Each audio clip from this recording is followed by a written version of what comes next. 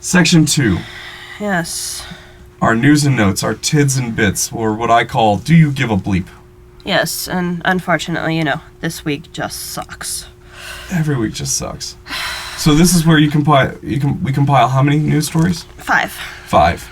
And we release these individually on Mondays. Yes. So Monday's our news dump. Good deal. And, let's get started. What's the first one? First one. Groups of U.S. military veterans are descending on the Standing Rock oil pipeline protest, vowing to act as human shields between the water protectors and the law enforcement. By Sunday evening, between 2,000 and 2,500 veterans are expected to be present at the camp. That's right. Lee Camp's going up there. The Young Turks, Jordan, whose last name I don't remember, he's going up there. And Wes Clark Jr. is going up there. Yeah. So on behalf of the protesters?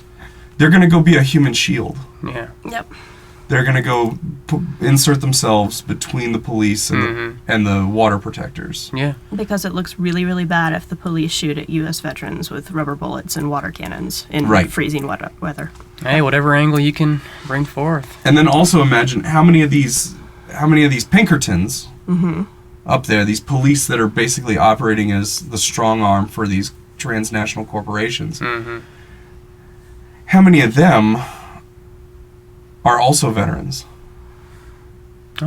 Probably a good number. Probably a good number. Yeah. And so if they get up there and there's 2,000 of guys they truly identify with, maybe they will realize the folly of their ways. Strike a chord with them, yeah. Right. And these people have a right to their peaceful protest. No, for sure. Right. There is no right for the state to be shooting cold water on them in the middle of winter in North Dakota. Right. So call the North Dakota governor's office, call your legislature, call your congressman, call the White House, call everybody, and demand that somebody take some action and fix this, because these are human rights violations. And last week we talked about Fidel Castro dying. America is just as has earned every ounce of criticism over our human rights violations. We can do better. We can. So I give a bleep. Cole, do you give a bleep about this one? I give a bleep. Tom, you give a bleep?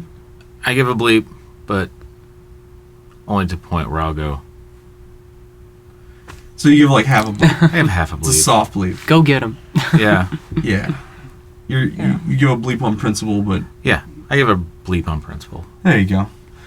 Darling, you give a bleep? I give a bleep because, these are people that went out and fought wars and various other skirmishes and absolutely horrid conditions in various places of the globe, and now they're going up in a North Dakota winter.